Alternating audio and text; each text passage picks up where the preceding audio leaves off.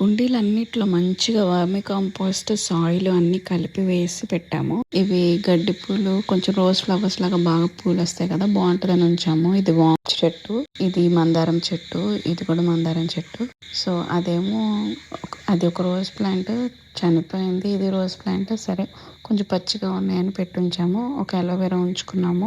మా వారు last time Kadiyam వెళ్ళినప్పుడు కొన్ని సీడ్స్ తీసుకొచ్చారు. అంటే ఇంట్లో బీరకాయ, సొరకాయ, కుకుంబర్, కీరదోసకాయ అవి తీసుకొచ్చారు. సో అవి వేసుకుందాము అని దానికైతే కీరదోసకాయను సొరకాయ వేసాను. చిన్న చిన్న మొలకలు వచ్చినాయి. ఇదిగోండి ఇలాంటిది ఇంకోటి ఎక్కడ పడిపోయింది, వర్షం గాలిలో పోయింది. ఇవన్నీ పాత ప్లాస్టిక్వి.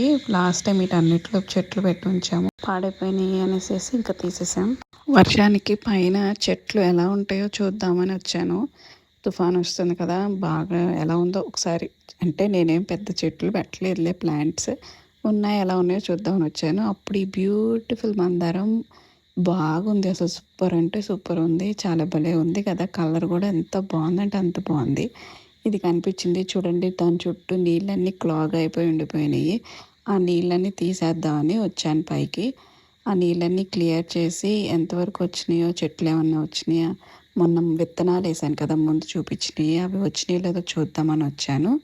చూడండి అద్దుగో, ఇదేమో సొరకాయ చెట్టు. సో సొరకాయ ఇది వస్తుంది, ఇదేమో కీరదోసకాయ ఇది కూడా వస్తుంది. ఇవన్నీ ఎప్పుడు పెద్ద అవుతాయో చూడాలి. పెద్ద అయితే నా అంత హ్యాపీ ఎవ్వరు ఉండరు. ఇంతకు ముందు అత్తయ్య మామయ్య చేసేవాళ్ళు, మధ్యలో స్టాప్ చేసేసాము మేము ట్రాన్స్ఫర్ అయ్యేదంతా. ఇప్పుడు మళ్ళీ స్టార్ట్ చేసాం. Wait for next update. And నా మందారం కోసం ఒక లైక్ ఇవ్వరా ప్లీజ్.